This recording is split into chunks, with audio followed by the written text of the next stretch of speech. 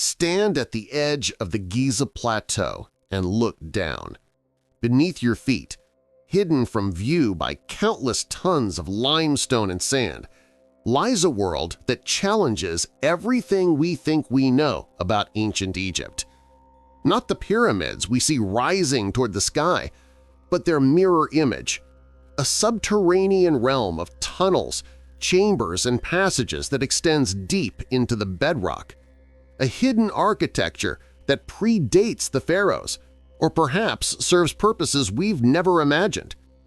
For over 2 centuries, explorers have reported strange discoveries beneath Giza, vertical shafts plunging 30 meters into solid rock, horizontal passages connecting structures that shouldn't be connected, chambers carved with precision that rivals the pyramids above.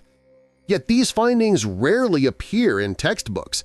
They're dismissed, downplayed, or simply ignored by authorities who seem more interested in maintaining comfortable narratives than pursuing uncomfortable truths.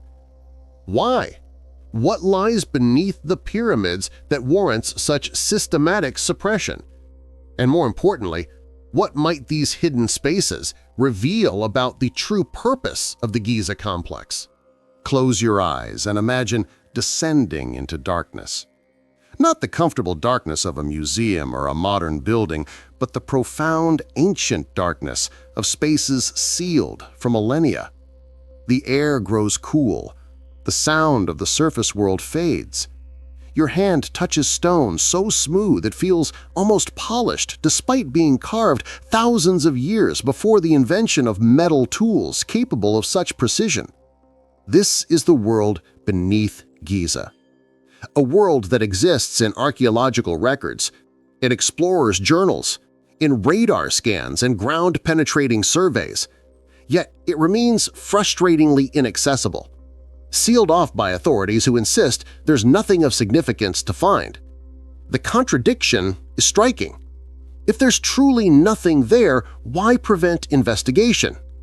If these spaces are merely natural fissures or insignificant voids, why the decades-long pattern of restricting access? The story of Giza's underworld begins not with modern technology but with ancient accounts. Arab historians writing 1,000 years ago described vast networks of passages beneath the plateau. They spoke of chambers filled with treasures, of underground temples, of spaces that seemed to serve purposes beyond simple burial. These weren't fantasies or legends. Many of these writers were scholars documenting what earlier explorers had reported seeing with their own eyes. In the medieval period, before modern tourism transformed Giza into a managed archaeological site, adventurous souls could still access some of these underground features. They described descending into shafts, navigating narrow passages, emerging into rooms carved from bedrock with walls showing evidence of careful planning and execution. Some of these spaces have since been sealed, others were filled with rubble. Still others simply disappeared from official records, as if they never existed. The first systematic European exploration of Giza's underground came with Napoleon's expedition in 1798. French scholars mapped the plateau with unprecedented detail, documenting not just the visible monuments but also underground features that appeared on their surveys. These maps, preserved in French archives, show passages and chambers that no longer appear on modern plans of the site. When questioned about these discrepancies, authorities offer vague explanations about errors or misidentifications. But the French surveyors were highly skilled professionals. Their maps of other Egyptian sites have proven accurate. Why would they be wrong about Giza? The pattern continues through the 19th century. British explorer Colonel Howard Vyse, who famously used gunpowder to blast through pyramid masonry, kept detailed journals of his work. Published accounts describe the passages he explored and the chambers he documented. But his private journals, examined by later researchers, contain references to features that never made it into his official reports. Passages that led to sealed chambers, shafts that descended deeper than he was permitted to explore, discoveries that someone, perhaps his sponsors, perhaps Egyptian authorities, didn't want publicized. By the early 20th century, excavation at Giza had become increasingly controlled. The Egyptian Antiquity Service began restricting where archaeologists could dig and what they could investigate. Independent exploration of underground features became effectively impossible without official permission, and that permission was rarely granted for investigations that might challenge established narratives about the site's construction and purpose. But restriction couldn't erase what had already been documented. In dusty archives across Europe and America, reports from earlier explorers remain, maps showing underground passages, journals describing chambers with features that don't match simple tomb construction, photographs of spaces that have since been sealed or backfilled. These documents paint a picture of a Giza far more complex than the sanitized version presented in official histories. The turning point came in the late 20th century with the development of non-invasive technologies. Ground-penetrating radar could see through solid rock. Seismic surveys could detect voids and chambers without drilling a single hole. For the first time, researchers could investigate underground features without needing direct physical access. What they found was both exciting and troubling. In 1974, a Stanford Research Institute team conducted electromagnetic surveys of the Giza Plateau.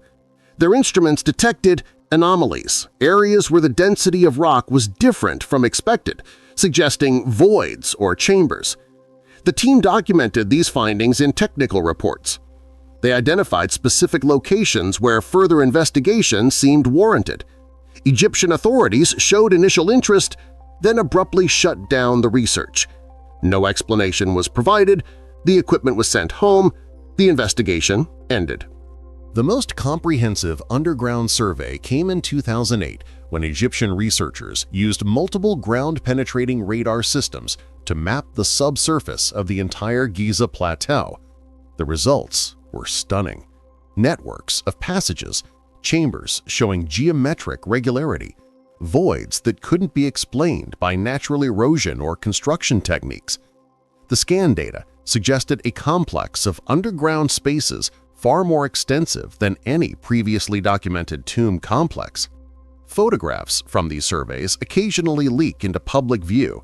They show stone passages with carved walls, stairways descending into darkness, archways suggesting formal entrances to significant spaces. These aren't rough-hewn tunnels or natural caves. They're engineered architecture, comparable in precision to the pyramids above ground. Yet when journalists inquire about these images, official spokespersons declare them insignificant or deny they show anything of importance. The contradiction becomes impossible to ignore. On one hand, we have documented evidence from historical accounts, explorer journals, survey data, and photographs of extensive underground features beneath Giza. On the other hand, we have official insistence that nothing significant exists below the surface. These positions cannot both be true.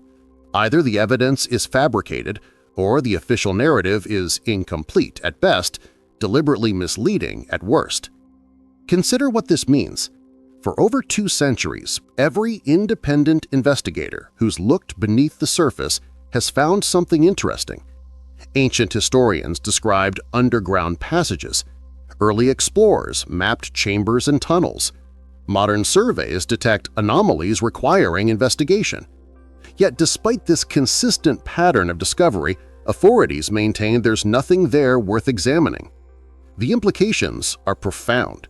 If extensive underground features exist beneath Giza, they fundamentally change our understanding of the site. The pyramids wouldn't be isolated monuments, but rather the visible portion of a larger complex. Their construction would have required even more sophisticated planning than currently recognized, and their purpose might extend far beyond simple burial chambers. But there is a deeper question that haunts anyone who studies Giza's underground. Why the suppression? Archaeological sites worldwide contain underground features. Researchers investigate them, document them, publish findings. The process is normal scientific inquiry. Yet at Giza, this standard practice meets consistent obstruction. Permissions denied, research halted, findings dismissed. The pattern is so consistent it feels deliberate. Some suggest economic motivations. Egypt's tourism industry depends on clear, simple narratives. Visitors come to see pharaohs' tombs, not complex underground mysteries. Disrupting that narrative might reduce tourism revenue. But this explanation seems insufficient. Major archaeological discoveries typically increase tourism interest. Revealing underground chambers would likely attract more visitors, not fewer. Others point to academic gatekeeping. Egyptology has invested decades building a detailed chronology of pharaonic history. Evidence of earlier or more sophisticated construction might force revision of established timelines. Careers built on current paradigms could face challenges. But this, too, seems incomplete. Scientific fields regularly revise understanding based on new evidence. The resistance at Giza feels different, more absolute, more defensive. Perhaps the truth is simpler and more unsettling. Perhaps those who control access to Giza know what lies beneath.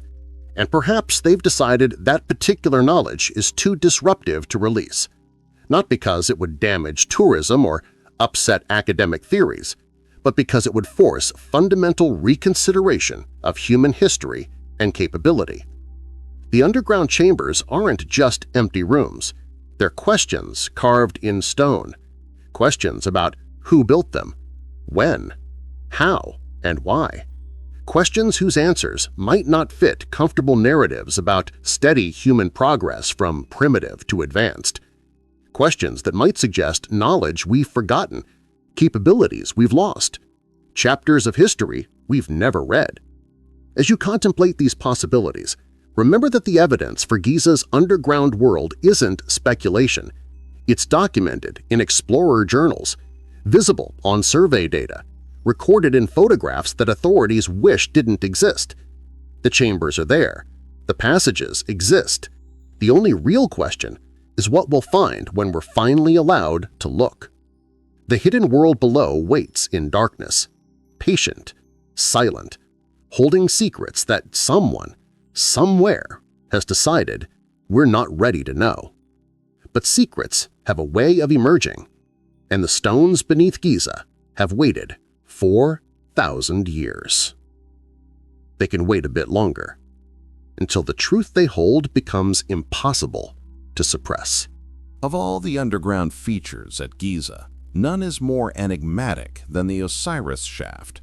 This vertical tunnel, plunging over 30 meters into the limestone bedrock near Khafre's Causeway, represents perhaps the most accessible yet least understood element of Giza's subterranean world. It's not hidden. It's been photographed, measured, and partially explored. Yet it remains shrouded in mystery, its true purpose debated, its deepest levels barely investigated. The shaft was officially discovered in 1933 by Egyptologist Salim Hassan during excavations on the Giza Plateau. But discovered may be the wrong word. Local accounts suggest people knew about the shaft long before Hassan's team cleared away the rubble concealing its entrance. Medieval Arab historians mentioned a deep pit near the causeway, describing it as an entrance to underground chambers. Hassan didn't discover the shaft so much as rediscover and document it for modern archaeology. What Hassan found was extraordinary. The shaft descended in stages, each level more elaborate than the last. The first level, accessible by a narrow vertical drop, opened into a small antechamber. From there, a passage led to a second vertical shaft, descending further into darkness. At the bottom of this second shaft lay a third level, a large rectangular chamber carved from solid bedrock, surrounded by 6 smaller rooms arranged in a precise geometric pattern. But it was the lowest level that captured Hassan's attention and sparked decades of speculation. Flooded with groundwater, this deepest chamber was only partially accessible. Hassan's team managed to wade into it, discovering a massive stone box in the center of the room. The box, often called a sarcophagus, though it shows no signs of ever containing a burial, sits surrounded by water that has preserved whatever lies in the chamber's unreachable corners. The precision of the Osiris shaft's construction is remarkable. The walls are smooth, showing consistent tool marks that suggest a single team of skilled workers, rather than the rough hacking one might expect from a simple tomb shaft. The corners meet at precise right angles. The ceiling is level despite the enormous weight of rock above it. This isn't crude excavation. It's sophisticated engineering that required careful planning and exceptional execution. The arrangement of the chambers follows no pattern seen in Egyptian tombs. Traditional burial chambers are designed for specific religious purposes: spaces for grave goods, passages aligned with stars, niches for offerings. The Osiris shaft's layout doesn't match these conventions. The 6 side chambers surrounding the main room suggest something else. Perhaps storage, perhaps ritual spaces, perhaps functions we don't recognize because we're looking at them through the wrong interpretive framework. The stone box itself presents puzzles. It's rectangular, roughly 2 meters long, carved from a single block of granite. No lid has been found. No inscriptions mark its surface. No traces of mummification or burial preparation are evident. If it's a sarcophagus, it's unlike any other in Egypt, too plain for royalty, too large for most individuals, positioned in a location that makes burial access nearly impossible. The box's interior is smooth, showing no wear patterns that would suggest a body was ever placed inside. No staining, no residue, no marks from oils or resins used in mummification.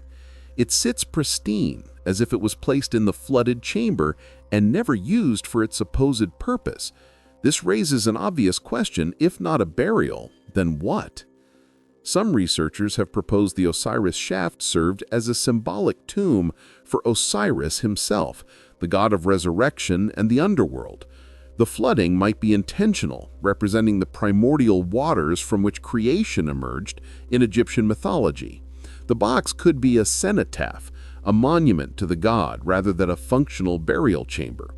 This interpretation has the advantage of fitting with known Egyptian religious practices, but it doesn't explain the precision of construction or the elaborate multi-level design.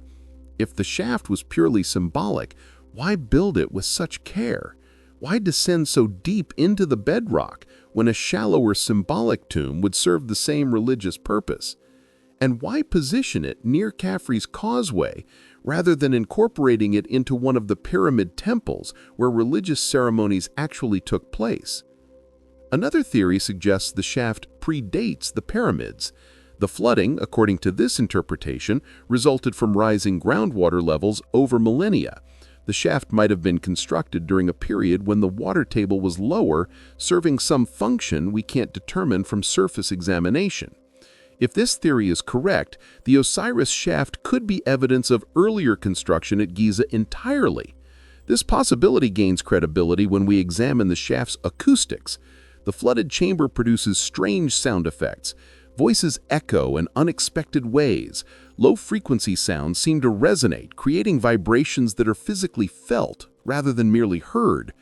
Some researchers who've managed to access the chamber describe feeling disoriented, as if the space affects perception in ways beyond simple echo effects.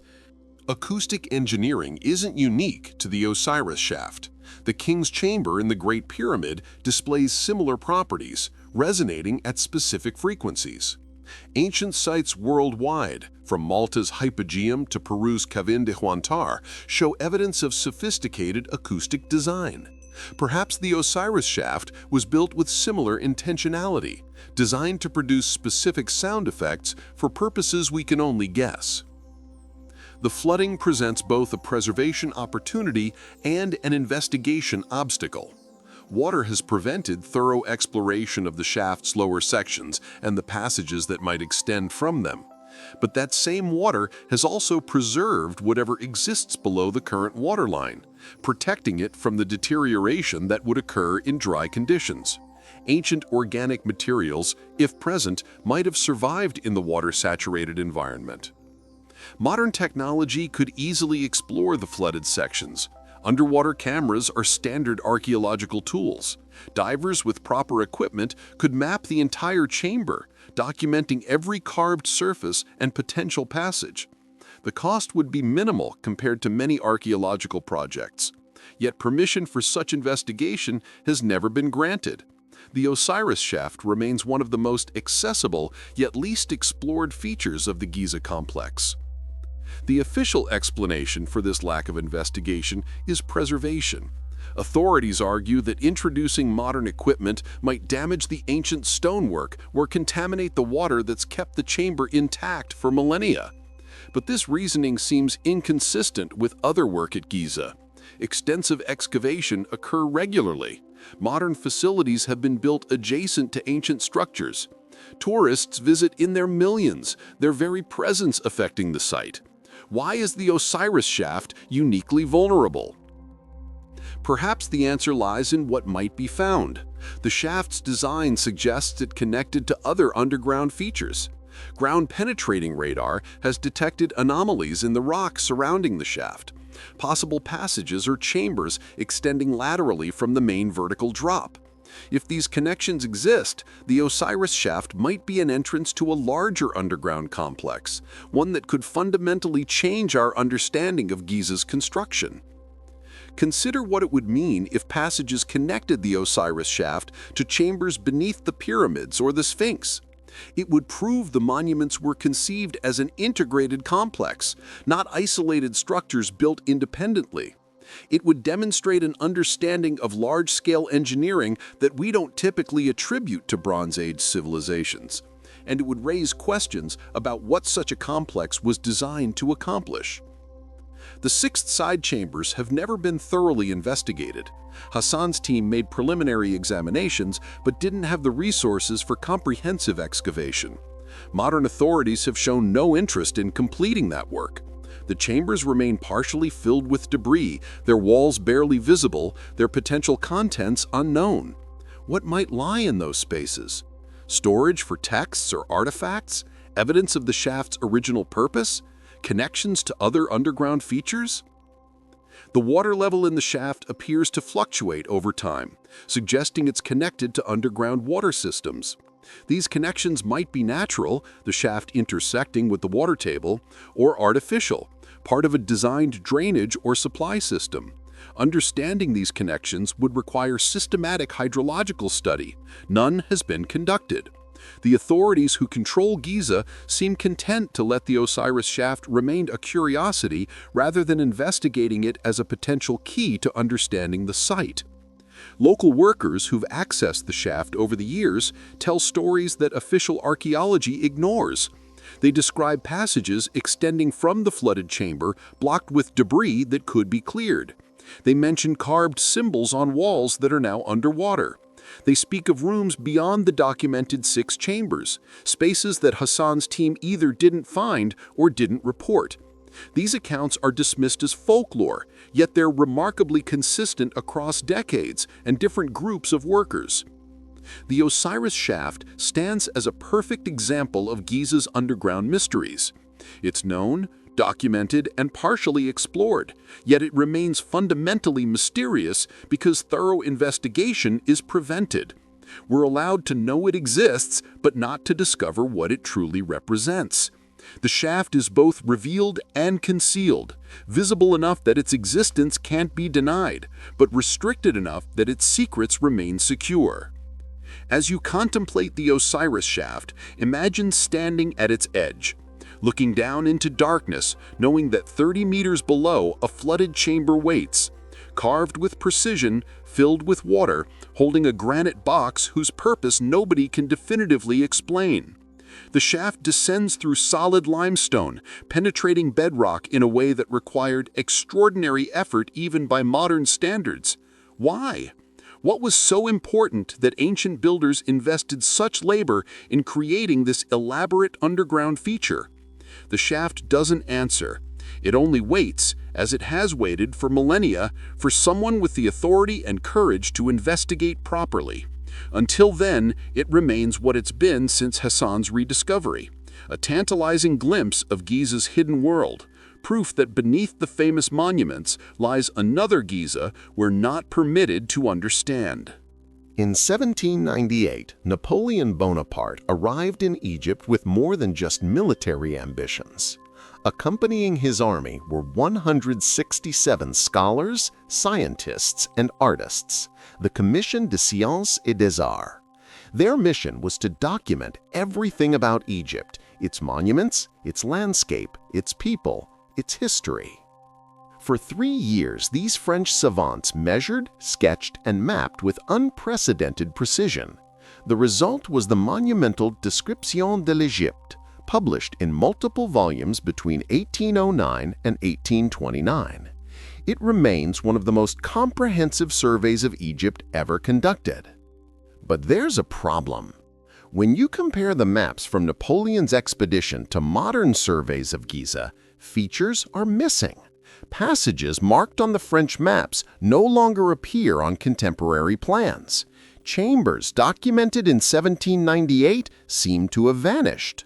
Underground features carefully surveyed by trained engineers are absent from today's official site layouts.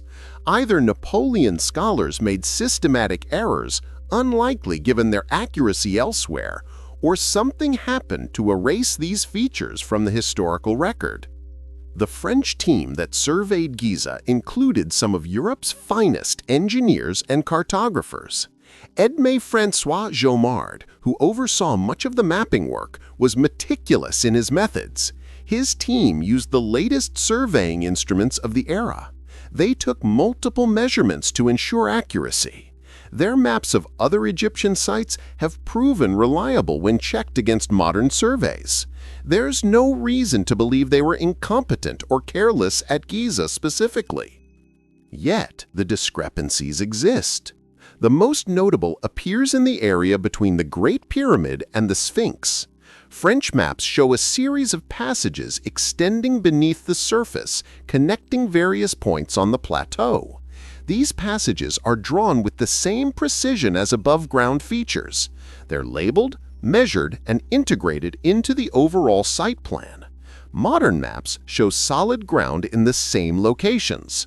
No passages, no connections, just limestone bedrock. Could the French have imagined these features? Unlikely.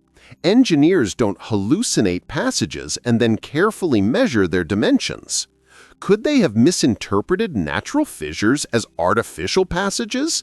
Possible, but improbable. The French team had experience distinguishing natural features from constructed ones. Their reports explicitly described carved walls, regular dimensions, and architectural features inconsistent with natural formation. The more troubling possibility is that the passages existed in 1798 and were subsequently filled in, sealed, or otherwise made inaccessible. This would explain why modern surveys don't show them, not because they're never there, but because they've been deliberately erased from the visible landscape.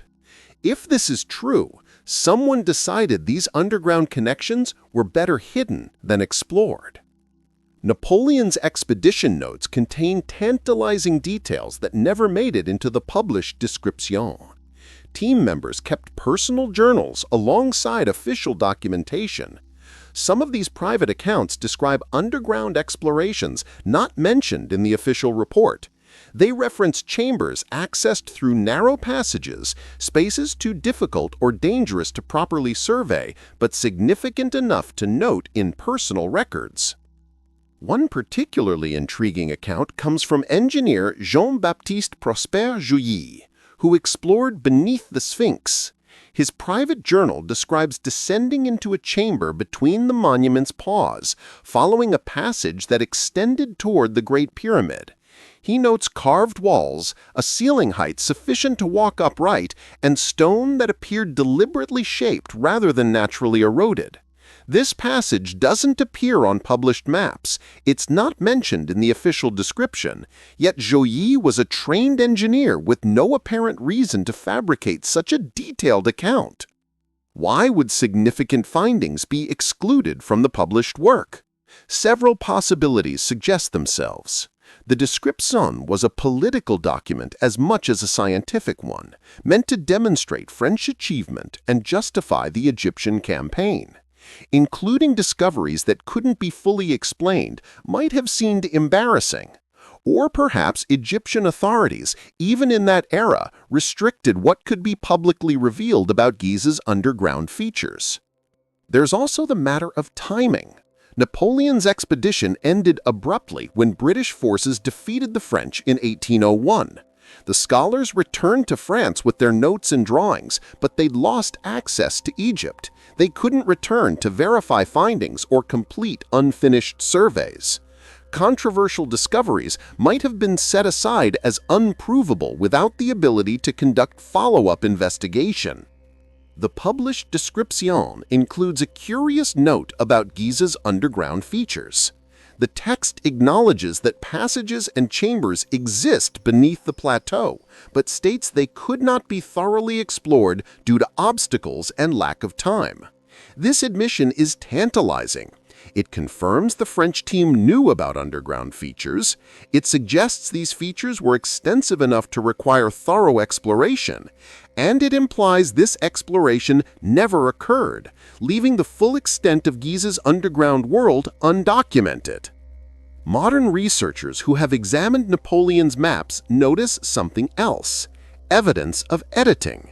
Some passages appear on early drafts but not on final published versions. Features visible in preliminary sketches are absent from polished engravings. These changes might represent corrections of errors, or they might represent deliberate removal of information deemed too sensitive for publication. The French weren't alone in documenting underground features at Giza. British explorers working in the early 1800s also reported passages and chambers. Colonel Howard Vyse, who conducted extensive excavations between 1835 and 1837, kept detailed journals of his work. Like the French, Vyse noted underground features that don't appear on modern site plans.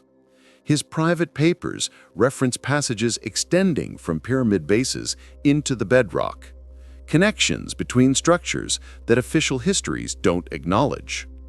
Vyse's published work is more circumspect than his private notes. He describes finding passages, but often adds that they led nowhere or were of no significance. Yet his journal entries tell a different story. He writes of passages blocked with rubble that could be cleared, of chambers glimpsed but not entered, of features he was advised not to investigate further. Who advised him? His notes don't say, but the implication is clear. Someone with authority over the site wanted certain discoveries left unexplored. The pattern continues through the 19th century. Explorer after explorer documents underground features, then publishes sanitized accounts that minimize or omit these findings. It's as if there was an understanding, unwritten but widely known, that certain things about Giza shouldn't be publicly revealed. This informal censorship was remarkably effective. By the time professional archaeology established itself in Egypt in the early 20th century, the underground passages had been largely forgotten, remembered only in dusty expedition reports that few scholars bothered to read. But the French maps remained. They couldn't be completely suppressed because they were part of a major published work distributed to libraries and institutions across Europe. Anyone who knew where to look could find them, and some researchers did look. Throughout the 20th century, occasional papers appeared comparing Napoleon's maps to modern surveys, noting the discrepancies, asking uncomfortable questions about what happened to the documented passages. These papers generated little response from mainstream Egyptology. The usual explanation was that Napoleon's team had been mistaken, that they'd misidentified natural features or made surveying errors.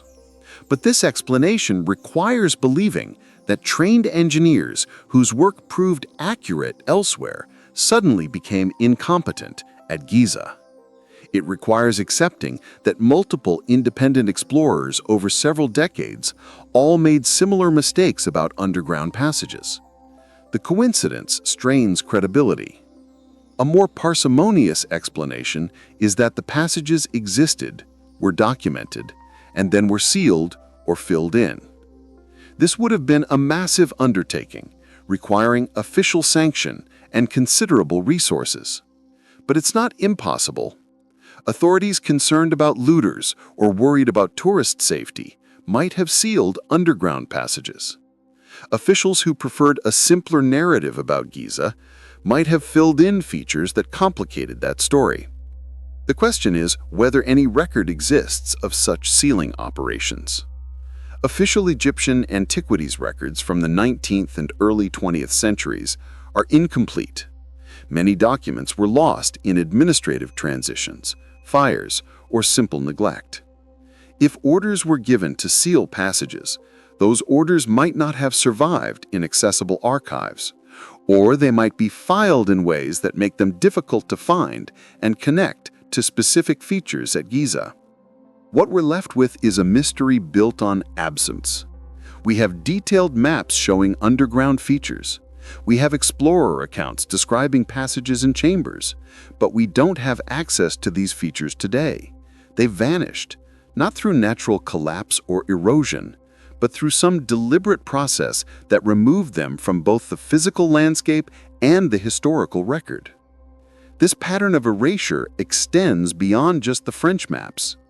19th century photographs occasionally show openings in the plateau's surface, dark entrances to underground passages, now absent from the modern landscape.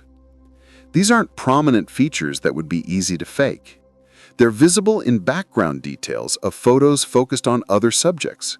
Someone photographing the Sphinx or a pyramid accidentally captured evidence of openings that have since disappeared. The implications are profound. If passages connected different parts of the Giza complex, it changes our understanding of how the site was designed and used. The monuments wouldn't be isolated structures, but rather nodes in an integrated network. Their construction would have required planning on a scale we don't typically recognize, and their purpose might involve functions that underground connections would facilitate: storage, ritual processions, access to chambers we haven't discovered because we haven't looked for the entrances the French documented. Napoleon's maps are more than historical curiosities. They're evidence that Giza once looked different than it does today. They're documentation of features that someone decided shouldn't be accessible. And they're a reminder that our understanding of the site is shaped not just by what ancient builders left behind, but by what modern authorities allow us to see. The passages marked on those maps still exist, somewhere beneath the sand and rubble. Unless they were completely destroyed, unlikely given the labor that would require, they're simply hidden, waiting for someone with the authority and determination to relocate them. Napoleon's surveyors left us a treasure map. We've simply lost the will to follow it. In 1974, a team from Stanford Research Institute arrived at Giza with equipment that would have seemed like science fiction to Napoleon's surveyors. Ground-penetrating radar, electromagnetic sensors, and resistivity meters, technologies capable of seeing through solid rock without drilling a single hole. For the first time in history, researchers could map what lay beneath the surface without relying on visible openings or physical excavation. What they found would challenge official narratives and raise questions that remain unanswered decades later. The Stanford team, led by Dr. Lambert Dolphin, wasn't looking for underground chambers specifically. Their mission was to test whether remote sensing technology could assist archaeological work. Giza provided an ideal test site, famous, well-documented, and supposedly thoroughly explored. The expectation was that their instruments would confirm what was already known: solid bedrock beneath the monuments, with perhaps a few known chambers and passages. Instead, their readings showed anomalies, areas where electromagnetic signals behaved differently than expected.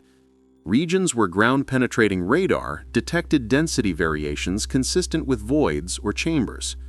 The instruments indicated spaces beneath the surface that weren't on any official map.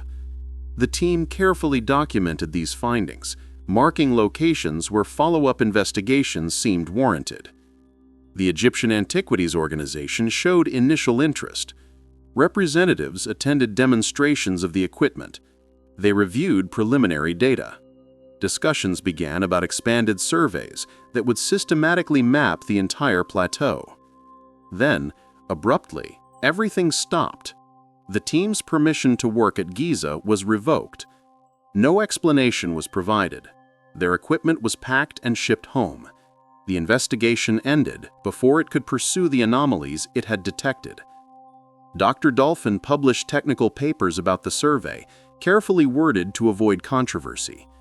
The papers described the methodology, presented some data, and noted that further investigation would be required to determine the nature of detected anomalies. Between the lines, however, frustration is evident. The team had developed powerful tools for archaeological investigation, demonstrated their effectiveness, and identified specific locations deserving study, yet they were prevented from completing the work. What had they found that warranted such a swift shutdown? The technical reports are circumspect, but they identify several significant anomalies. Beneath the Sphinx, instruments detected a large rectangular feature approximately 9 meters below the surface. The feature showed characteristics consistent with a constructed chamber rather than a natural cavity. Its dimensions and position suggested intentional placement between the monument's paws, exactly where ancient accounts and Napoleon surveyors had reported finding passages. Near the Great Pyramid's base, radar detected what appeared to be passages extending horizontally from the structure into the surrounding bedrock. These weren't the known internal passages, but rather features at a different level, suggesting a network of tunnels connecting the pyramid to other points on the plateau. The radar returns showed regular dimensions and straight paths, hallmarks of artificial construction rather than natural fissures. Most intriguingly, the instruments detected a complex of voids beneath the causeway connecting Khafre's pyramid to his valley temple. The pattern suggested multiple chambers arranged in a geometric layout, possibly representing a significant underground structure. The team estimated these chambers lay at various depths, the deepest perhaps 30 meters below the surface. The data implied this wasn't a simple tomb shaft, rather a multi-level complex requiring sophisticated excavation. The 1974 survey wasn't the last attempt to use remote sensing at Giza, but it established a pattern that would repeat for decades. Researchers would gain permission for surveys, their instruments would detect underground anomalies, officials would review the findings, express concern about misinterpretation of data, and shut down further investigation. The technology improved dramatically over subsequent decades, but the result remained the same: discovery followed by suppression. In 1987, a Japanese team from Waseda University conducted their own survey using more advanced ground-penetrating radar. Their equipment could provide higher-resolution images of subsurface features than the earlier Stanford technology. The Japanese researchers focused specifically on the area around the Sphinx, where historical accounts most consistently reported underground chambers. Their findings were unambiguous. The radar images showed a large chamber directly beneath the Sphinx, approximately 5 meters below the bedrock surface. The chamber appeared to be rectangular, roughly 9 by 12 meters, with a ceiling height of about 4 meters. Above this chamber, at a shallower depth, the instruments detected what appeared to be a passage or tunnel extending from the chamber toward the north. The data was clear enough that the team could estimate the dimensions and even suggest possible entry points. These findings should have prompted immediate excavation. The technology had proven reliable in other archaeological contexts. The detected features were substantial enough that their existence could be confirmed with relatively minimal excavation. The Sphinx had been excavated around its base multiple times. Digging a small test shaft to verify the chamber's existence would be straightforward, yet permission was denied. The pattern continued through the 1990s. A French team using seismic tomography detected anomalies beneath the plateau. An American group using electromagnetic sensing found evidence of passages connecting different structures. Each time, the methodology was solid, the findings were documented, and official response was to deny significance or prevent follow-up investigation. The most comprehensive underground survey came in 2008, conducted by Egyptian researchers using multiple complementary technologies. Ground-penetrating radar, electrical resistivity tomography, and seismic reflection surveys were all employed to create a detailed three-dimensional map of the subsurface. The survey covered the entire central Giza plateau, providing unprecedented detail about what lay beneath the surface. The results were extraordinary. The survey detected an extensive network of voids, passages, and chamber-like features extending beneath the plateau. Some of these corresponded to known structures like the Osiris shaft. Others represented previously undocumented features. The data showed passages connecting different areas of the plateau, chambers at various depths, and geometric patterns suggesting intentional design rather than natural formation. Photographs from this survey occasionally surface online, leaked by researchers frustrated with official suppression. They show radar cross-sections with clear void signatures, computer-generated three-dimensional reconstructions depicting underground chamber complexes, maps highlighting dozens of anomalies requiring investigation. This isn't ambiguous data open to interpretation. These are clear signals of substantial underground features. Yet the official response to the 2008 survey was remarkable for its lack of action. No excavations were authorized to investigate the detected anomalies. No follow-up surveys were conducted to refine the data. The findings were simply filed away, acknowledged but not pursued. When journalists inquired about the survey results, officials offered vague statements about ongoing analysis and the need to protect the site from unnecessary disturbance. This protection argument became the default explanation for preventing investigation of detected features. Authorities claimed that confirming chambers would require excavation that might damage the monuments or disturb unknown cultural materials. But this reasoning fails scrutiny. Modern archaeological techniques allow minimal impact investigation. Fiber optic cameras can be inserted through tiny boreholes. Ground-penetrating radar can be refined to provide extremely detailed images. Physical excavation isn't necessary to confirm chamber existence. It's only necessary if you want to access what's inside. The real question isn't whether chambers exist. The radar data proves they do. The question is why authorities won't confirm what the instruments have already revealed. If the detected features are insignificant natural cavities, proving that would be straightforward and would end speculation. If they're significant archaeological discoveries, investigating them would be a triumph for Egyptian archaeology. The only scenario that makes sense of the suppression is if the chambers are significant and their contents or implications are considered too disruptive to reveal. Consider what the cumulative data suggests.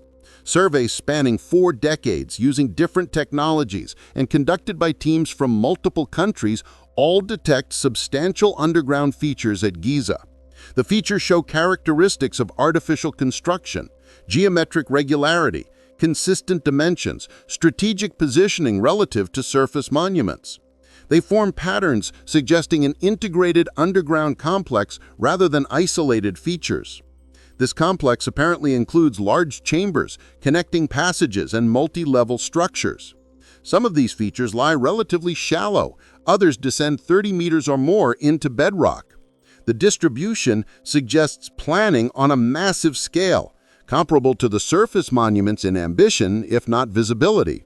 Yet, despite overwhelming evidence from multiple independent sources, official Egyptology maintains these features are either insignificant or non-existent. The technological progression makes the suppression increasingly difficult to maintain. Early radar was ambiguous enough that officials could claim uncertainty about what was detected. Modern instruments provide images so clear that denial becomes absurd. Ground-penetrating radar today can distinguish between different types of rock, detect carved surfaces, and even identify objects within chambers. When such instruments show rectangular voids with smooth walls at precise depths, calling them natural fissures insults the intelligence of everyone involved. Some researchers have grown so frustrated with official obstruction that they've begun publishing their raw data online. Technical papers appear in obscure journals. Conference presentations share findings with academic audiences. The information exists in scattered form across multiple publications and databases. Anyone willing to invest time in research can piece together a picture of Giza's underground that bears little resemblance to official descriptions. What emerges from this scattered data is remarkable. An underground architecture as sophisticated as the pyramids above. Chambers arranged in geometric patterns, passages following precise alignments, structures that required extraordinary engineering to excavate into solid bedrock. All of this detected by instruments that have proven reliable in countless other contexts, yet all dismissed or ignored by those who control access to the site. The instruments don't lie. Radar returns, electrical resistivity measurements, and seismic reflections are objective data. They can be misinterpreted, but the pattern of detections is too consistent across different technologies and research teams for that explanation to suffice. The underground features are there. The question isn't whether they exist, but why we're not allowed to investigate them properly. As you contemplate the radar images showing voids and chambers beneath Giza, remember that we're not dealing with speculation or ancient legends. This is modern scientific data collected with sophisticated instruments verified by multiple independent teams. The chambers are as real as the pyramids above them.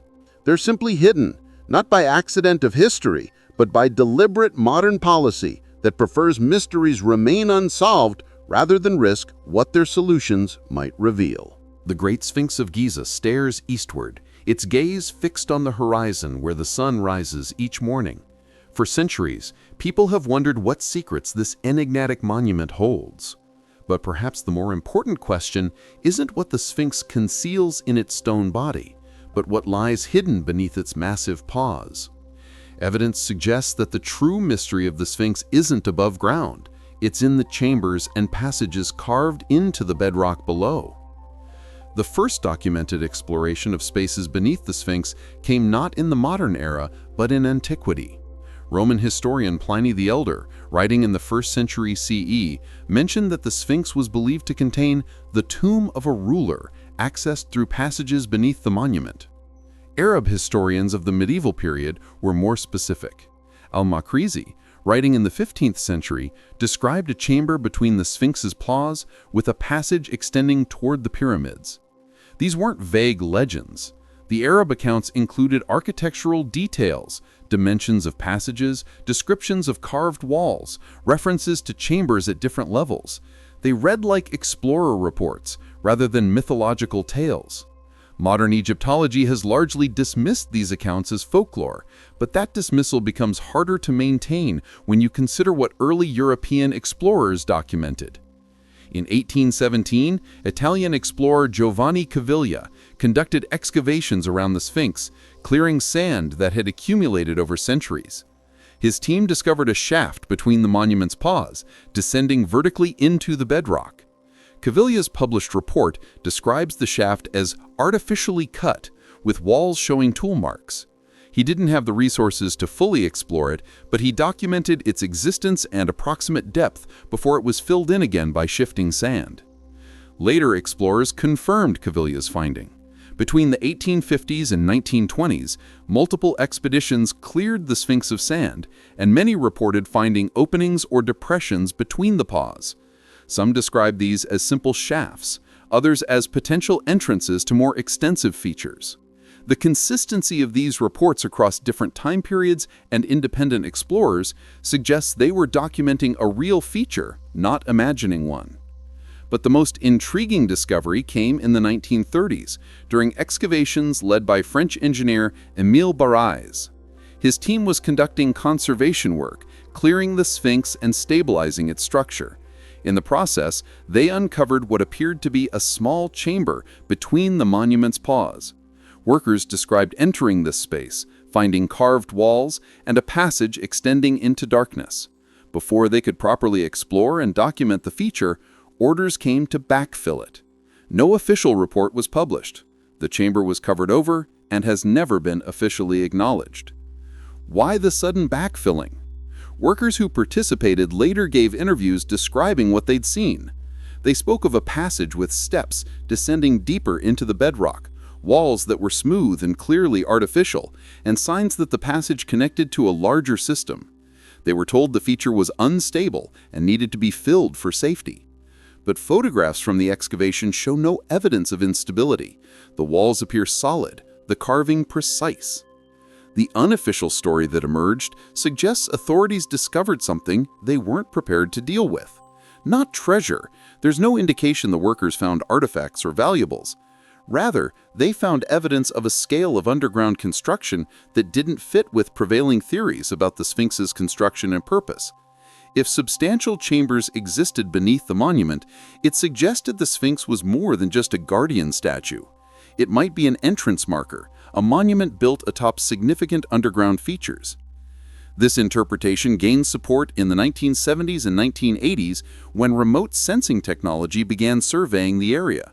As mentioned in our previous discussion, multiple teams detected large rectangular anomalies beneath the Sphinx. The Stanford team in 1974 found what they described as a chamber.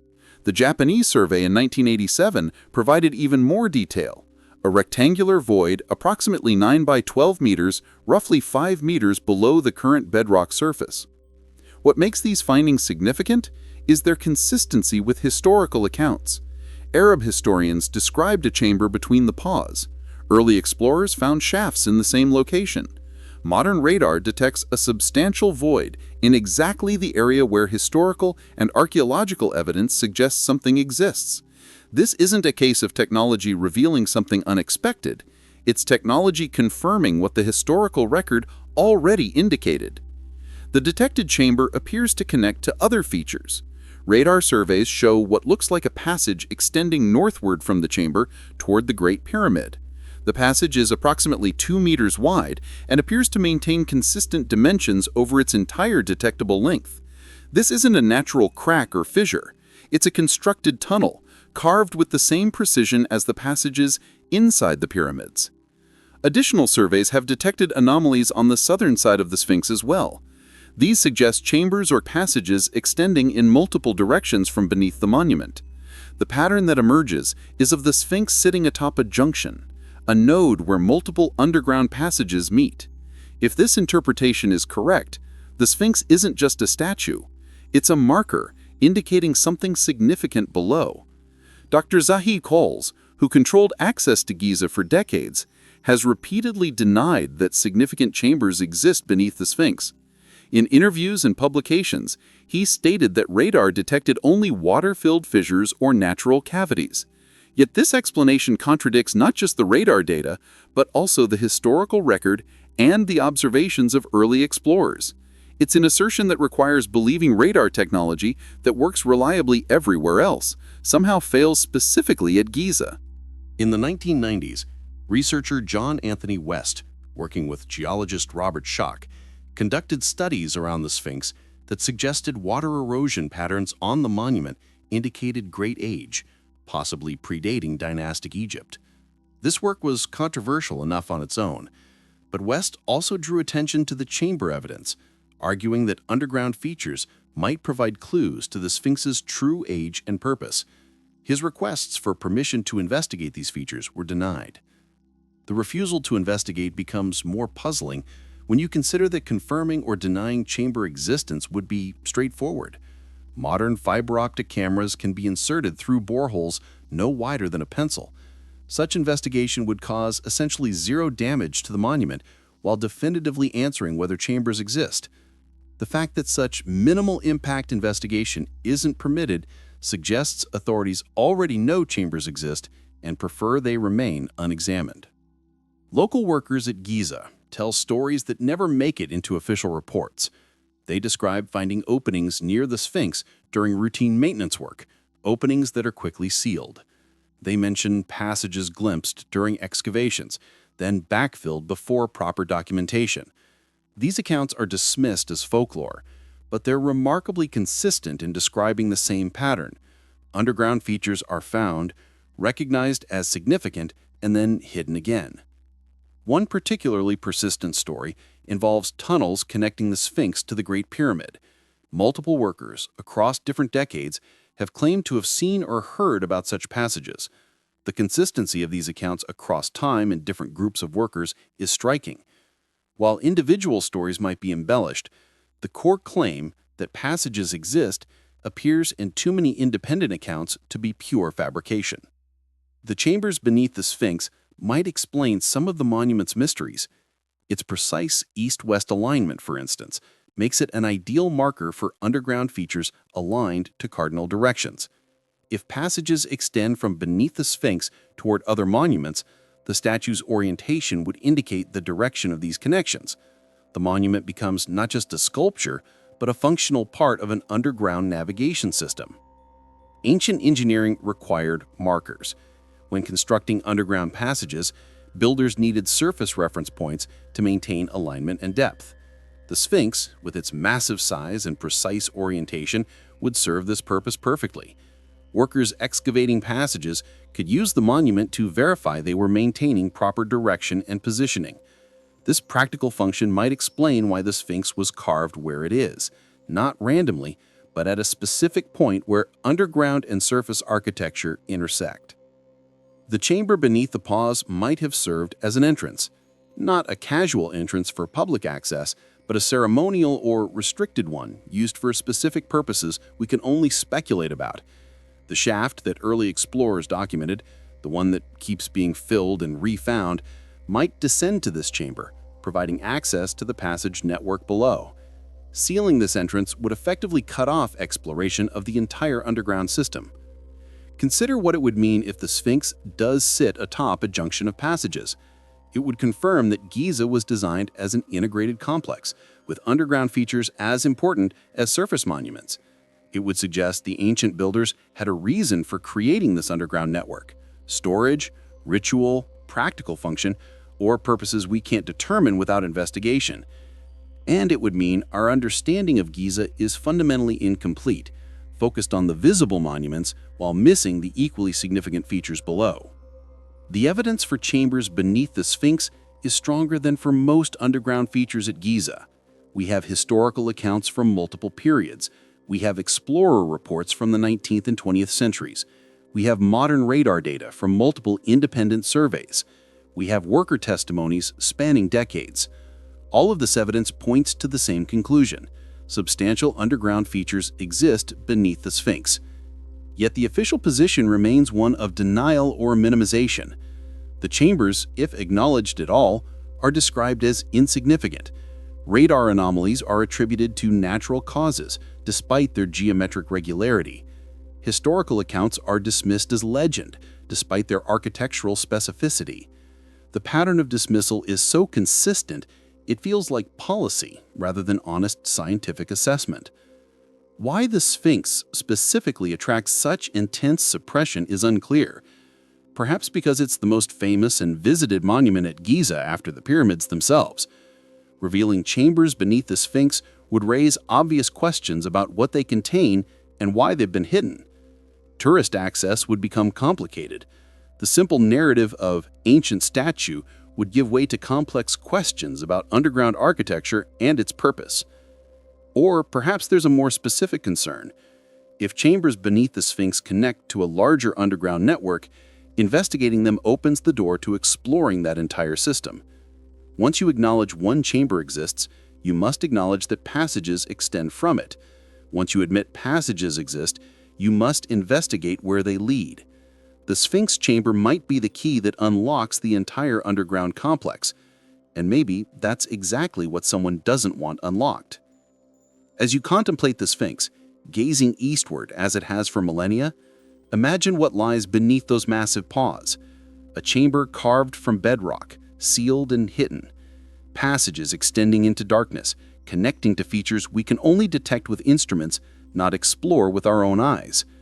The monument above is impressive, but the architecture below might be equally significant if only we were allowed to see it.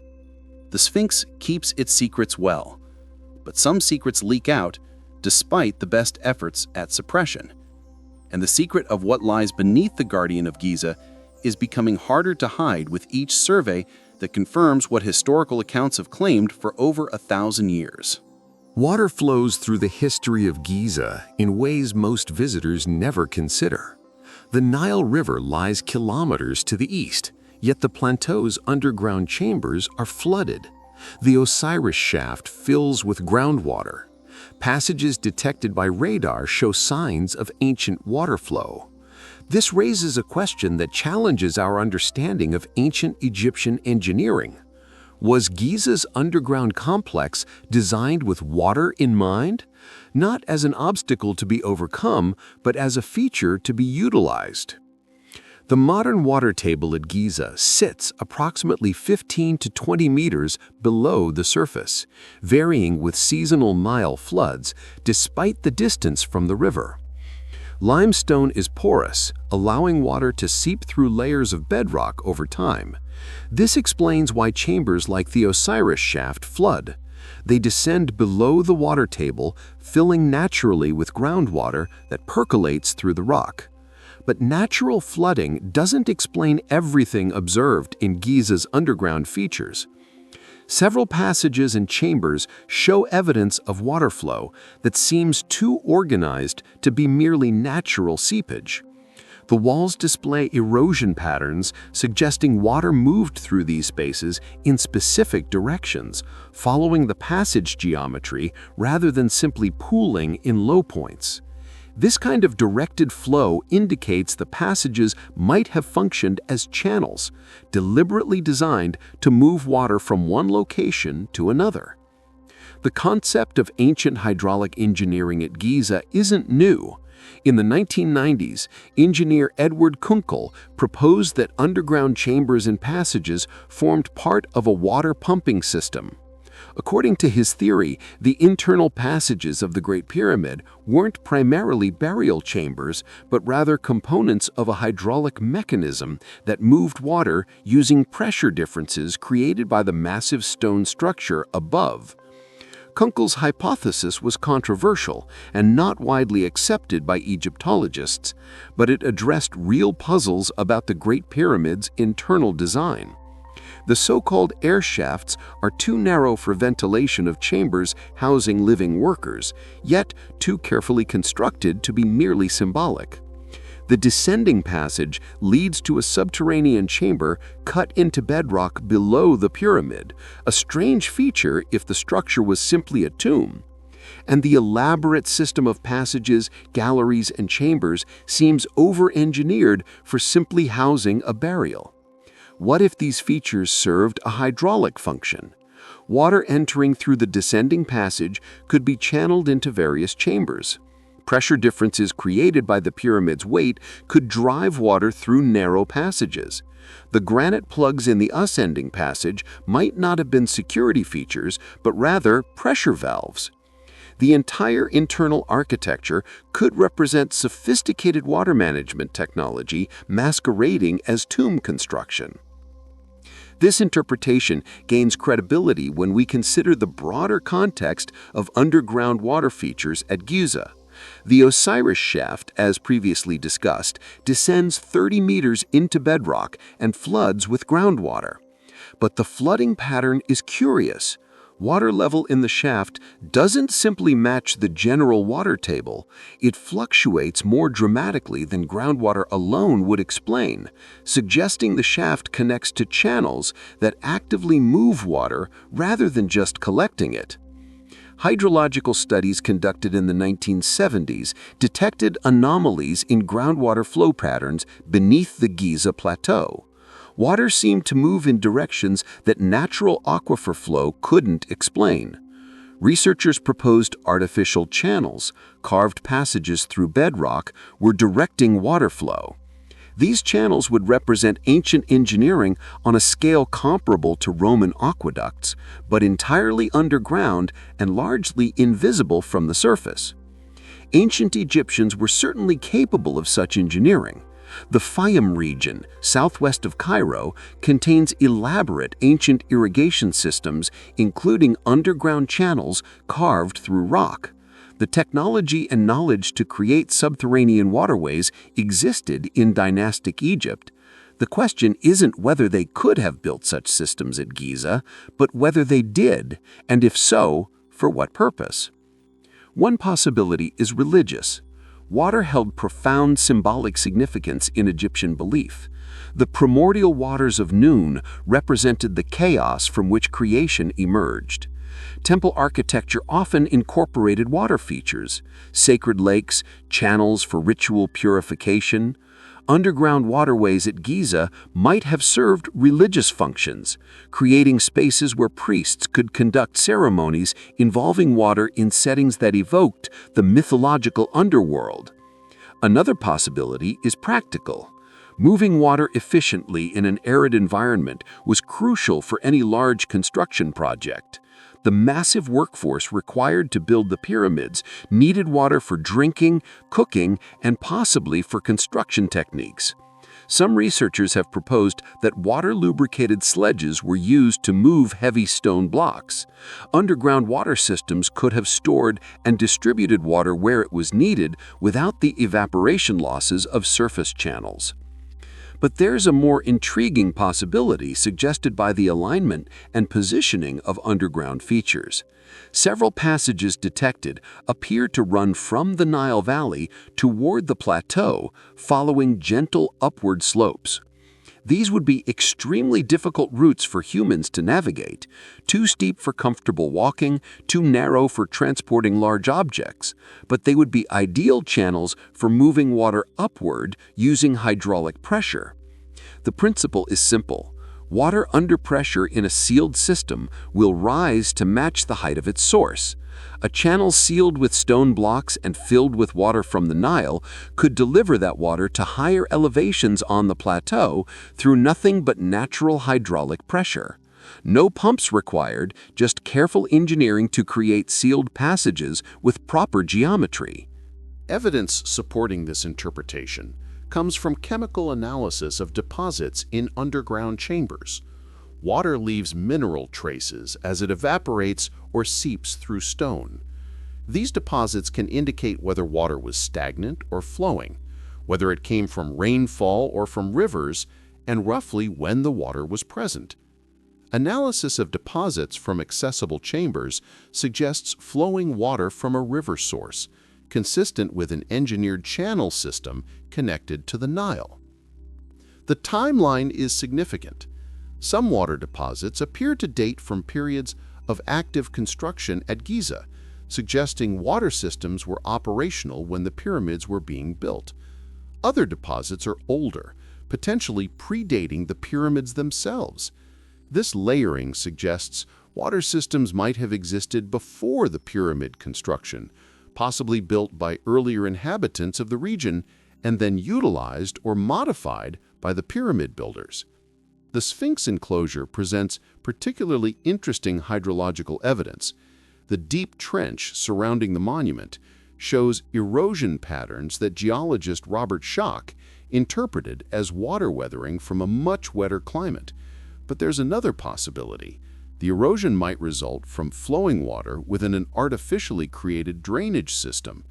The Sphinx enclosure could have been designed as a water collection basin, with underground passages channeling water away to storage chambers or distribution systems. This interpretation would explain some puzzling features of the Sphinx enclosure. Its depth seems excessive if it was merely to expose bedrock for carving the monument. The walls show vertical channels and smooth surfaces more consistent with water flow than wind erosion. And the base of the enclosure is lower than necessary if the only goal was to free the Sphinx from surrounding rock. Perhaps it was dug deep deliberately to create a collection point for water drainage. Underground chambers detected by radar often cluster at specific elevations. They're not randomly scattered through the bedrock, but rather positioned at consistent depths that correspond to ancient water table levels or engineered water distribution heights. This stratification suggests planning. someone designing a system to operate at multiple levels, perhaps storing water at different elevations for different purposes. The Great Pyramid's subterranean chamber presents another hydrological puzzle. Cut into bedrock well below the pyramid's base, it contains a strange pit in its floor, descending even further into the rock. Water collects in this pit, suggesting it intersects with underground water channels. The chamber's position and the pit's presence make no sense for a burial space. But as part of a water system, perhaps a sump for collecting water that seeps into passages, or a connection point to deeper channels, the design becomes logical. Passages connecting different surface structures would inevitably intersect with water channels, whether natural aquifers or artificial conduits. Builders would need to manage this water, drain it, channel it, or seal passages against it.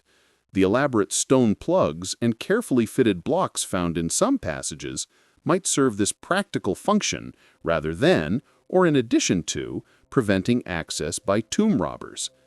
Modern hydrological analysis of the plateau remains limited because authorities restrict access to key underground features. Comprehensive studies would require accessing flooded chambers, sampling water from different depths, analyzing mineral deposits on passage walls, and mapping how water moves through the underground network. None of this has been permitted. What studies have occurred used indirect methods, analyzing seepage at surface level, studying how seasonal Nile floods affect water table depth, which provide hints but not definitive answers. The few researchers who've accessed flooded chambers report strange findings. Water temperature varies in ways that suggest active circulation rather than stagnant pools. Clarity differs between chambers at similar depths, indicating different water sources or flow patterns. In some locations, workers reported feeling currents, subtle but definite water movement, suggesting passages connecting to larger volumes of flowing water. If Giza does contain an ancient water management system, it would represent engineering achievement comparable to the pyramids themselves. Channels carved through bedrock over distances of kilometers, chambers positioned to create pressure differentials, sealed passages maintaining watertight integrity for millennia. The technical challenges would be enormous, requiring sophisticated understanding of hydraulics, geology, and construction. Yet we know ancient civilizations accomplished remarkable hydraulic engineering. The Romans built aqueducts spanning mountain ranges. The Nabateans carved elaborate water systems into Petra's cliffs. The prehistoric inhabitants of the Indus Valley created sophisticated urban drainage. Why not similar achievements at Giza, hidden underground where we've barely looked? The resistance to investigating Giza's hydrology feels particularly short-sighted. Understanding ancient water systems could inform modern water management in arid regions. Studying how ancient engineers moved and stored water might provide insights applicable to contemporary challenges. But these potential benefits are sacrificed to maintain narratives that don't accommodate sophisticated underground hydraulic systems predating or contemporaneous with pyramid construction. Water leaves traces. Flow patterns erode stone in characteristic ways. Mineral deposits record water chemistry and movement. Sealed systems develop pressure signatures detectable with modern instruments. The evidence for ancient waterways at Giza exists in these traces, waiting for comprehensive study. What we learn might reveal that the underground complex wasn't just passages and chambers, but a functional system as sophisticated as any ancient engineering achievement. Beneath the sand and stone, water flows through channels carved in antiquity. It rises and falls with distant Nile floods, moves through passages we detect but cannot access, and fills chambers that might have been designed for precisely that purpose. The water remembers, even if we've forgotten, that Giza's builders understood hydraulics in ways we're only beginning to rediscover. Yet the official position remains one of denial or minimization. Dr. Zahi Hawass, who controlled access to Giza for decades, repeatedly stated that nothing significant exists beneath the surface. In interviews, he dismissed radar anomalies as natural fissures, described chambers as unimportant, and characterized researchers who persisted in asking questions as sensationalists or pseudoscientists. This dismissive stance extends beyond just denying permission. Researchers who push too hard find themselves persona non grata. Applications for future permits are denied. Access to the site for any purpose becomes difficult. Academic careers can be damaged by being labeled a troublemaker who won't accept official narratives. The message is clear. Don't ask uncomfortable questions if you want to continue working in Egyptian archaeology. The pattern affects even researchers with impeccable credentials. Dr. Robert Schoch, a geologist from Boston University, faced intense criticism for suggesting the Sphinx showed water erosion indicating greater age than conventionally accepted. His geological analysis was sound. Multiple geologists reviewing his work agreed with his methodology and conclusions. Yet Egyptologists attacked not his evidence, but his credentials, arguing that a geologist shouldn't question archaeological dating. The reaction to Schoch's work is telling. Rather than welcoming geological expertise to inform archaeological interpretation, the establishment circled wagons to defend conventional chronology. When Schoch also advocated for investigating chambers beneath the Sphinx, chambers his geological work suggested might exist, he was effectively banned from working at Giza. Permission for further research was denied. His name became synonymous with challenging establishment narratives. This aggressive defense of orthodox interpretation extends to controlling academic discourse. Papers questioning conventional understanding of Giza faced difficulty getting published in mainstream archaeological journals. Peer reviewers, often invested in current paradigms, reject work that challenges foundational assumptions. Conferences shy away from controversial topics. Graduate students learn that certain research directions are career-limiting. The suppression operates at multiple levels simultaneously. Physical access to sites is controlled through permits. Academic discourse is managed through publication gatekeeping. Public understanding is shaped through official statements and media relations. Researchers who don't comply face professional consequences. The system is remarkably effective at preventing investigation of underground features while maintaining a veneer of openness to scientific inquiry. Economic factors play a role. Egypt's tourism industry generates billions of dollars annually.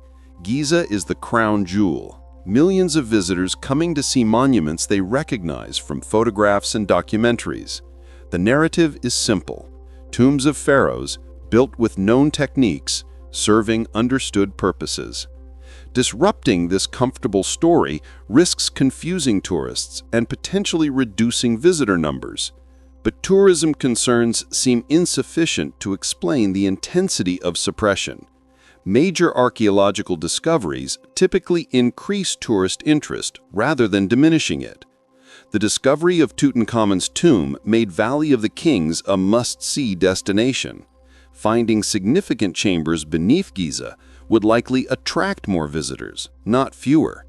The economic argument doesn't fully explain the systematic prevention of investigation. Political considerations may be more significant. Egypt claims the pyramids as products of Egyptian civilization, evidence of the nation's historical greatness and cultural achievement. If underground features predated the pyramids or suggested influences from outside Egypt, it would complicate this nationalist narrative. The monuments would become more mysterious, less definitively Egyptian, potentially undermining their symbolic importance. Academic investment in current paradigms also contributes. Egyptology as a discipline has spent over a century building elaborate chronologies and interpretations. Careers, reputations, and institutional authority rest on this foundation. Evidence that fundamentally challenges established timelines or construction theories threatens not just individual scholars, but the discipline's credibility. The resistance to such evidence is fierce because the stakes extend beyond simple scientific questions. There's also the possibility, unsettling but difficult to dismiss, that authorities know what's beneath Giza and have decided that particular knowledge is too disruptive to reveal.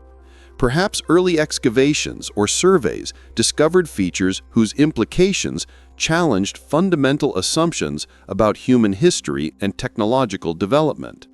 Perhaps decisions were made at governmental levels to seal these discoveries and prevent further investigation. This possibility gains credibility when we consider how consistently investigation is prevented. It's not just bureaucratic inertia or academic conservatism.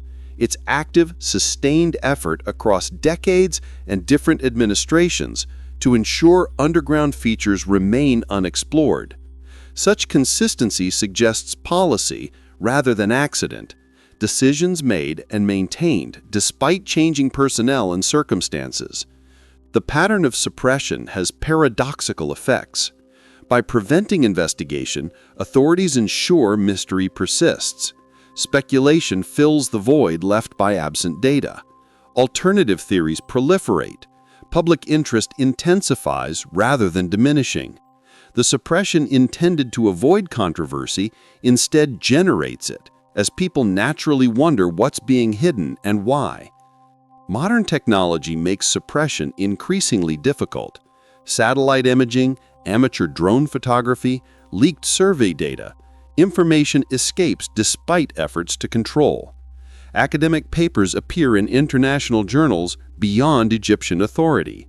Online communities share findings and analyze available evidence. The Internet enables coordination among researchers worldwide who can piece together partial data from multiple sources. Yet despite this information leakage, physical access remains controlled. You can see radar images suggesting chambers exist. You can read technical papers analyzing survey data. You can watch presentations by researchers who've studied the site.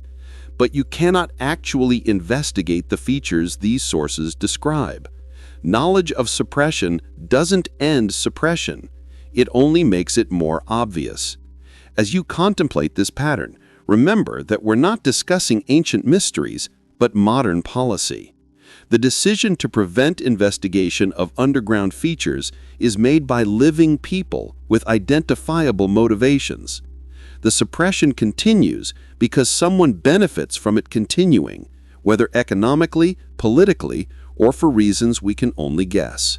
The chambers exist, the technology to investigate them exists, but the will to pursue truth apparently does not. Beneath the Giza Plateau, in chambers carved from bedrock millennia ago, something waits. Not treasure, the looters took that centuries past. Not mummies, if burials ever existed there, they're long gone. What waits is something more profound and potentially more valuable. Answers.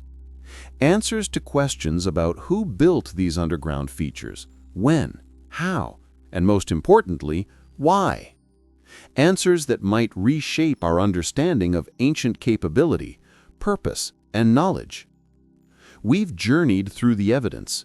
Historical accounts spanning over 1,000 years consistently describing underground passages and chambers.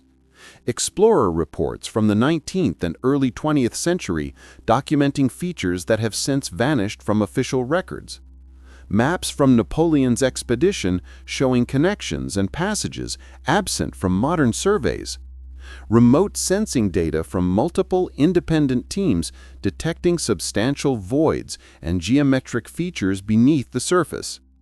The pattern is too consistent, too well documented across too many independent sources to dismiss as error or imagination. The underground architecture at Giza is real.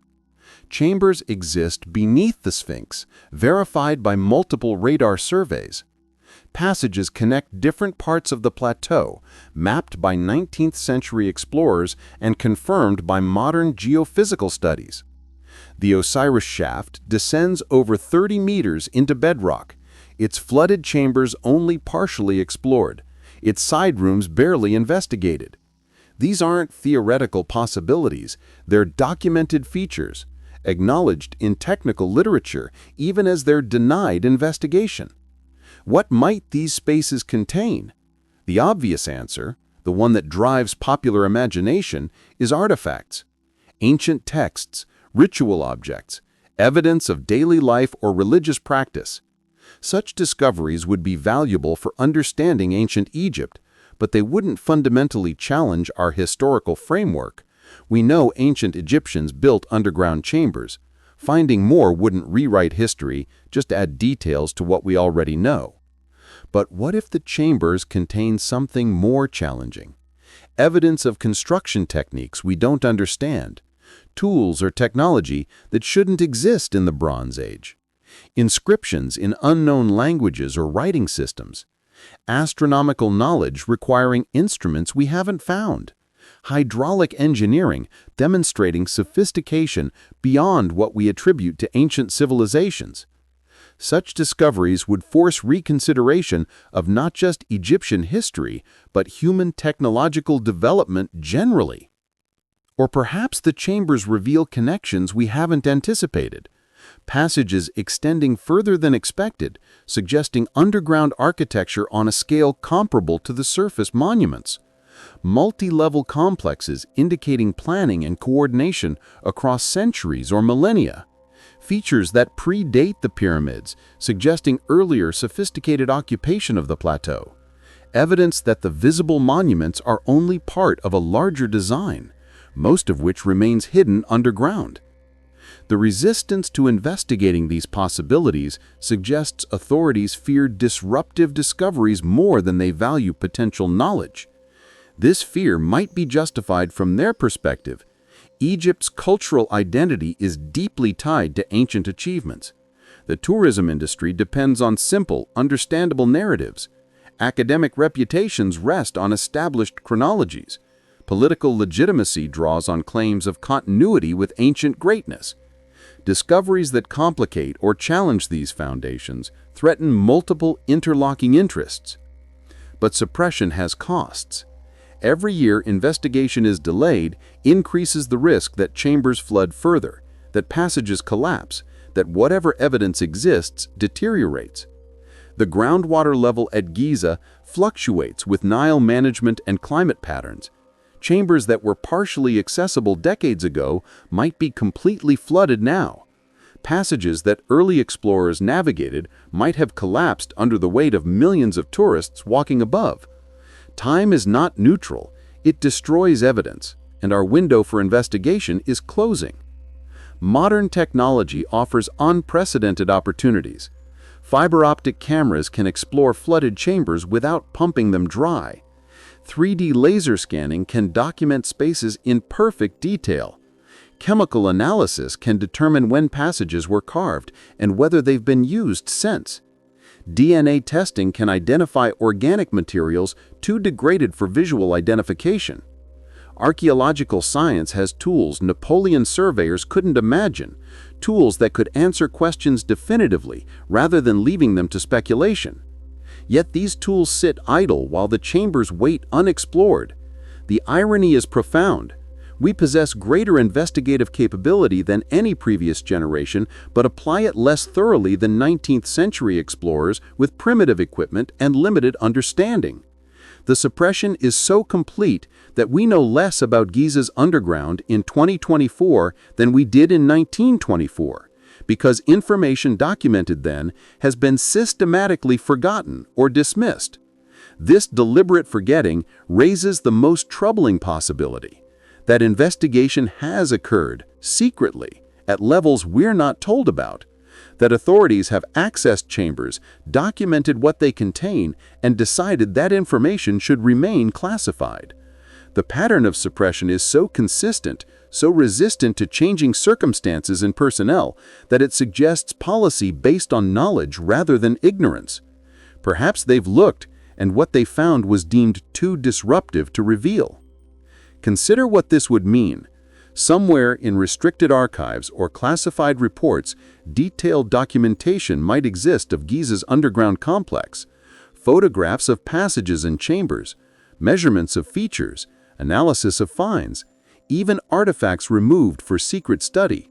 This information would be accessible to a small group: government officials, select academics, individuals with security clearances, while the rest of us are told nothing significant exists below the surface. This possibility is speculative, but it fits the facts better than assuming no one has looked. The consistent denial of investigation permission, the dismissive responses to clear radar evidence, the official certainty that nothing important exists despite overwhelming data suggesting otherwise, these responses make more sense if authorities already know what's there and have reasons for not wanting it publicly known. What could be so disruptive that it warrants such concealment?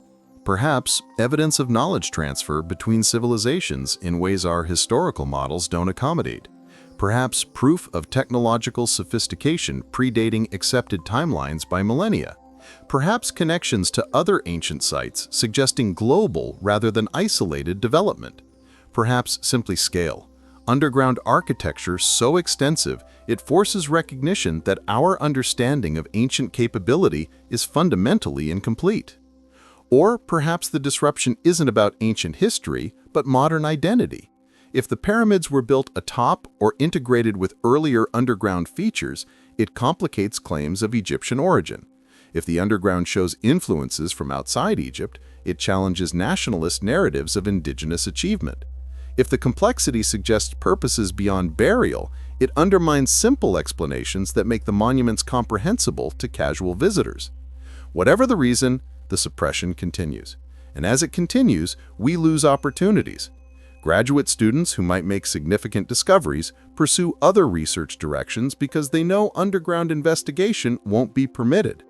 Funding that could support cutting-edge archaeological science goes to less controversial projects. Public interest in ancient Egypt increasingly focuses on speculation and alternative theories because mainstream archaeology won't address the most intriguing questions. The chambers remain. That's the essential fact. Beneath the sand, beneath the bedrock, spaces carved by human hands thousands of years ago wait in darkness. Water seeps through their walls. Minerals precipitate from solution, slowly coating surfaces. Whatever objects they once contained are still there, unless removed by ancient looters or modern secret excavations. The chambers are patient. Stone doesn't care whether it's examined today, tomorrow, or a century hence. But we should care. Each generation has an obligation to investigate rather than suppress, to pursue knowledge rather than protect comfortable narratives. The chambers beneath Giza aren't Egyptian property to be hoarded or hidden. They're human heritage, evidence of our collective past that belongs to everyone.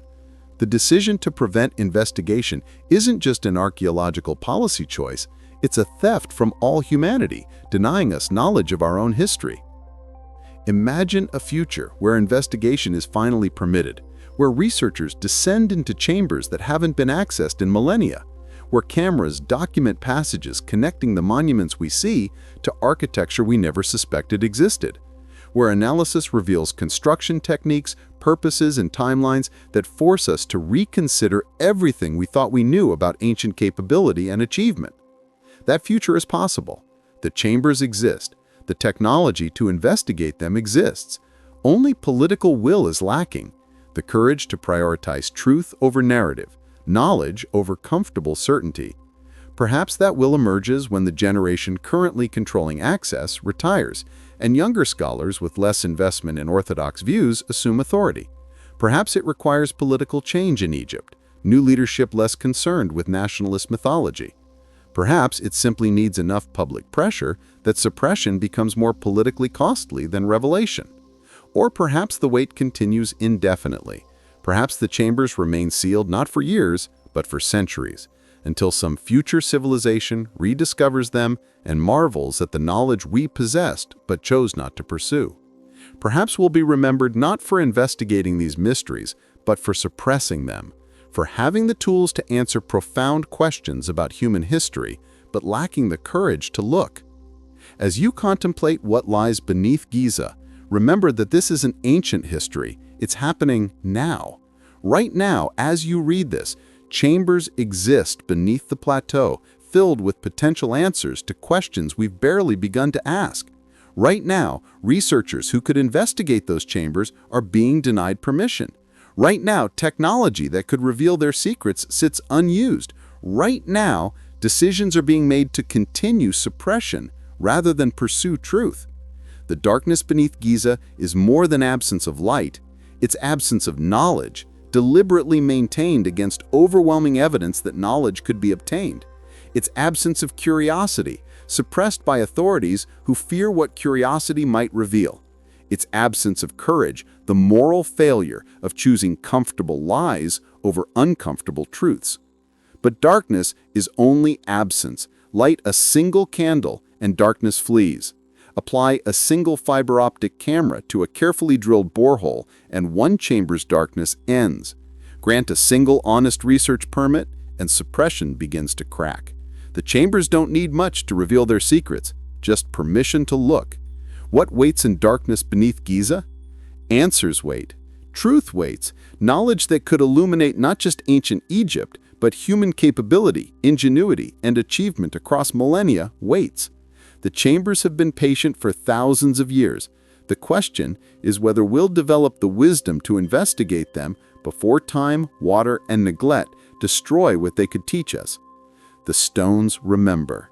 In the darkness, they hold their secrets securely, not hidden by ancient builders who wanted knowledge lost, but suppressed by modern authorities who fear what that knowledge might mean. Until we find the courage to descend into that darkness with light and curiosity, the chambers will keep their vigil, silent, patient, waiting for the generation wise enough to look. Perhaps that generation is ours. Perhaps finally the suppression will end and investigation will begin. Perhaps the chambers will reveal wonders that justify the wait. Or perhaps, more likely, we'll continue to suppress, to deny, to prevent investigation, while pretending nothing significant exists beneath the surface. Either way, the chambers remain, the truth remains, and somewhere in the darkness beneath the pyramids of Egypt, answers wait for questions we're not yet brave enough to ask.